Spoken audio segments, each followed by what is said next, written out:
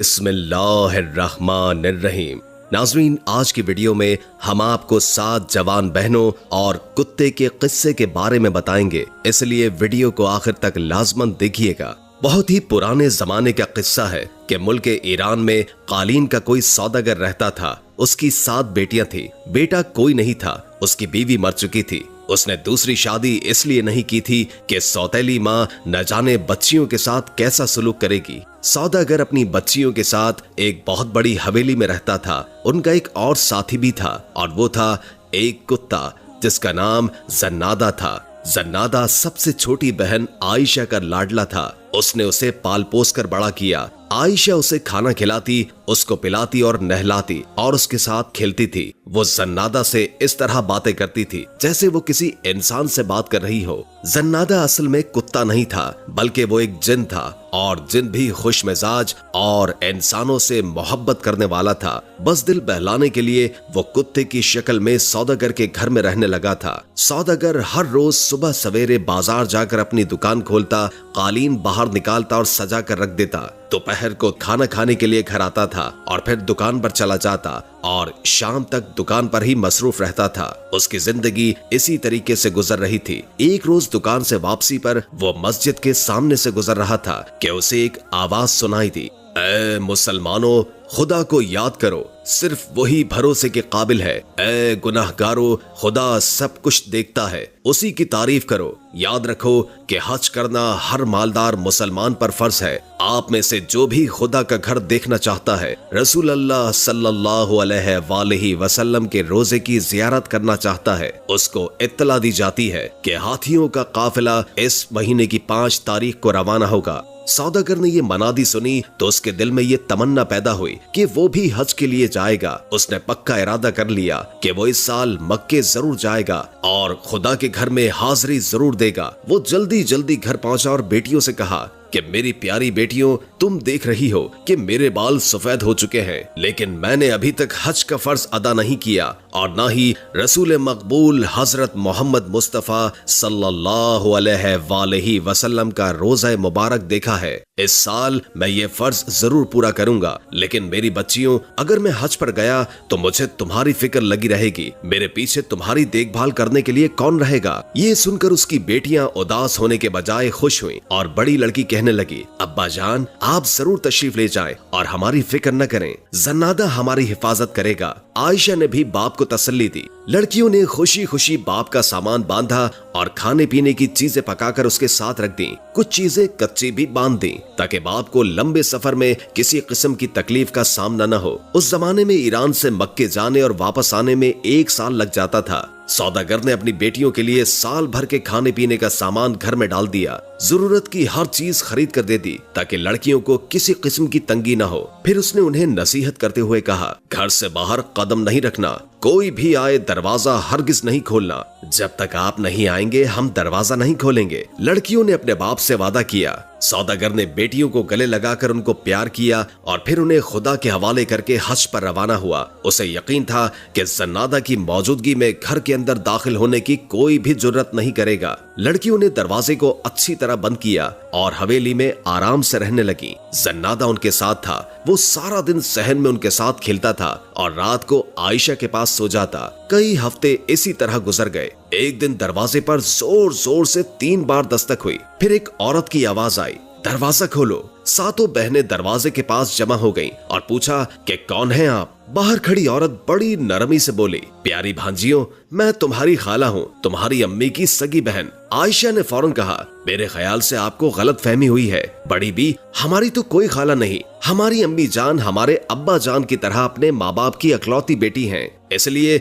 हमारी ना तो कोई खाला है और ना ही कोई मामू। अब्बा जान के सिवा हमारा कोई रिश्तेदार नहीं, अलबत्ता खुदा है जो सबका है। अहमक लड़की, औरत ने बाहर से जवाब दिया, तुम तो उस वक्त पैदा भी नहीं हुई थी जब मेरी शादी हुई और मैं अपने माँ बाप का घर छोड़कर परदेश में चली गई। बड़ी प्यारी बच्चियां हो तुम, शाबाश, दरवाजा खोलो। देखो बहुत देर हो गई है और बाहर इतनी तेज धूप है कि मेरा भेजा पिघल रहा है। कोई साया भी नहीं है कि इसके नीचे खड़ी हो जाऊं। बड़ी अच्छी हो तुम, जल्दी से दरवाजा खोलो। थोड़ी देर आराम करके तुम्हें मजे मजे की कहानियां सुनाऊंगी, दूसरे मुल्कों के बारे में बताऊंगी, तुम्हारी अम्मी और नानी के बारे में बताऊंगी। बहनों ने एक दूसरे की तरफ देखा और फिर मशवरा करने लगी। नहीं, हरगिज नहीं, आयशा ने कहा, खुदा के वास्ते दरवाजा न खोलना। मुझे यकीन है कि ये औरत हमारी खाला नहीं है। अगर ये सचमुच हमारी खाला है तो भी हमें दरवाजा नहीं खोलना चाहिए, क्योंकि अब्बा जान ने सख्ती से मना किया था। और आप ये भी जानती हैं कि जो अपने माँ बाप का कहना नहीं मानते वो बड़े बदनसीब होते हैं।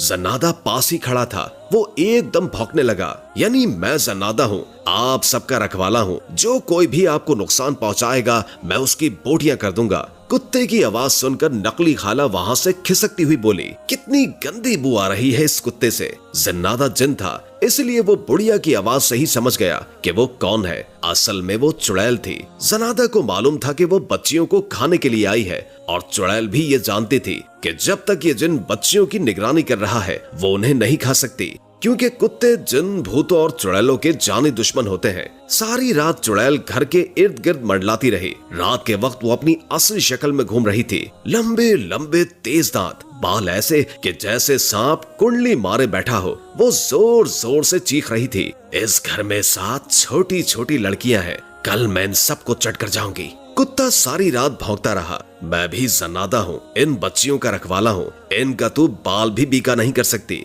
अगले दिन फिर चुड़ैल औरत के भेष में आई और दरवाजा खटखटा कर बोली, प्यारी भांजियों, दरवाजा खोलो, मैं तुम्हें देखकर आंखों को ठंडा करूंगी। मेरी मरी हुई बहन की निशानी हो तुम। देखो, मैं तुम्हारे लिए देश देश के तोहफे लाई हूँ। जब चुड़ैल ने ये कहा तो बाकी 6 बहनें दरवाजा खोलने के लिए दौड़ी। नाना, आशा ने चीख कर कहा, हमने अब्बा जान से वादा किया था कि उस वक्त तक दरवाजा नहीं खोलेंगे जब तक कि वो खुद ना आए। और फिर हमारा कुत्ता जन्नादा सारी रात भौंकता रहा है। वो हमें बता रहा था कि ये औरत एक चुड़ैल है।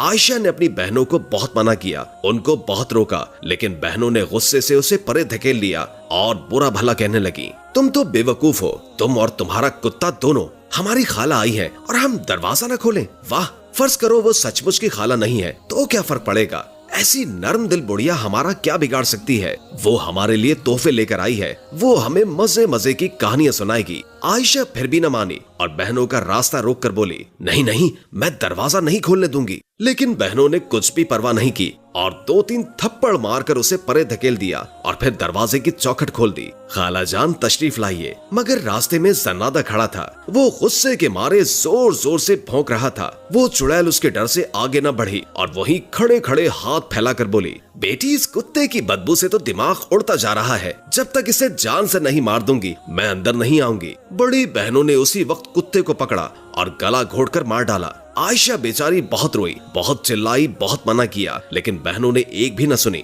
वो 6 एक तरफ और आयशा अकेली एक तरफ। वो गरीब क्या कर सकती थी? आयशा को कुत्ते के पास छोड़कर बाकी बहनों ने बड़ी बी को अंदर बुला लिया। जो ही चुड़ैल ने दरवाजे के अंदर पांव रखा, मुर्दा कुत्ते की लाश भौंकने लगी। बुढ़िया फिर पीछे हट गई और बोली, तौबा तौबा, मरे हुए कुत्ते से तो और भी बुरी बू आ रही है। मैं तो अंदर नहीं आऊंगी, पहले इस कुत्ते को जला दो। बड़ी बहनों ने फौरन कुत्ते की लाश को जला दिया। आयशा उन्हें न रोक सकी, लेकिन जब आग अच्छी तरह बुझ गई तो कुत्ते की राख समेटकर रुमाल में बांध ली और अपने पास रख लिया। फिर अलग बैठकर अपने प्यारे कुत्ते को याद करके रोने लगी। बहनों ने बुढ़िया के लिए अच्छे अच्छे खाने तैयार किए, उससे मजे मजे की बातें सुनती रहीं। दिन के वक्त तो बुढ़िया लड़कियों के साथ हंसती और बोलती रही जैसे सचमुच की खाला हो। उसने लड़कियों को तोहफे भी दिए, लेकिन जब रात हुई तो वो अपनी असल शक्ल में आ गई। उसकी आंखें अंगारों की तरह चमकने लगी, छुरियों की तरह तेज और लंबे दांत बाहर निकल आए, बाल सांप की मानन फनकारने लगे, हाथ तेज नाखूनों वाले बन गए। वो बेचैन होकर इधर उधर टहलने लगी और चीखने और चिल्लाने लगी, इस घर में 7 बहनें हैं, मैं आज इन सबको खा जाऊंगी। आयशा को बुढ़िया पर पहले ही शक था। वो जल्दी से चारपाई के नीचे छुप गई। बाकी 6 बहनों को खबर न हुई। चुड़ैल ने उन सबको पकड़ लिया। सबसे पहले उसने बड़ी बहन से पूछा, मेरे नर्म नर्म चूजे, बोल तुझे कहाँ से खाना शुरू करूं? मेरे सर से खाना शुरू करो। क्योंकि उस अहमक ने आयशा की बात न समझी, बड़ी बहन ने जवाब दिया। बुढ़िया ने मजे लेकर बड़ी बहन को खाया। फिर उससे छोटी बहन के पास गई और बोली, मेरे नर्म नर्म चूजे, बोल तुझे कहाँ से खाना शुरू करूं? पहले मेरे अहमक हाथों को खाओ, क्योंकि उनसे मैंने आयशा को मारा था। दूसरी बहन ने जवाब दिया। चुड़ैल उसके हाथों की हड्डियां चबाने लगी। जब सारी लड़की उसके पेट में चली गई तो उसने तीसरी लड़की से पूछा। लड़की ने जवाब दिया, पहले मेरे कानों को खाओ, क्योंकि उन्होंने आयशा की एक न सुनी। चुड़ैल ने तीसरी बहन को भी निगल लिया। जब उसने चौथी बहन से पूछा तो उसने कहा, पहले मेरी टांगे खाओ, क्योंकि इन बेवकूफों ने आयशा को मारा था। चुड़ैल ने उसे भी हड़प कर लिया। पांचवी बहन ने कहा कि पहले मेरा मुंह खाओ। जब आयशा मुझे दरवाजा खोलने से रोक रही थी तो उसे ये बुरा भला कह रहा था। चुड़ैल ने उसे भी चट कर लिया। अब उसने छठी बहन से पूछा तो वो बोली, पहले मेरी आंखें खाओ। उन्होंने ये नहीं देखा कि आयशा दरवाजा खोलने से क्यों मना कर रही है। चुड़ैल उसको भी हड़प कर गई। अब वो सातवीं बहन की तलाश में इधर उधर देखने लगी। हर कमरे में गई, सहन में ढूंढा। आखिर उसको मालूम हो गया कि आयशा चारपाई के नीचे छुपी हुई है। मुझसे बचकर कहाँ जाएगी? बोल तुझे पहले कहाँ से खाऊं? आयशा मुंह से एक लफ्ज न बोली। उसने चुपके से पोटली निकाली जिसमें जन्नादा की राख थी। उसने पोटली चुड़ैल के मुंह पर दे मारी। ऐसा लगता था जैसे राख का हर जर्रा जन्नादा बन गया और भौंक भौंक कर कह रहा है कि मैं जन्नादा हूँ, इन लड़कियों का रखवाला। जो कोई ने नुकसान पहुंचाएगा मैं उसकी बोटियां नोच लूंगा। चुड़ैल डर के मारे दरवाजे की तरफ भागी। वो चीख रही थी, मुझे जाने दो, मुझे जाने दो, ये कुत्ता मुझे मार डालेगा।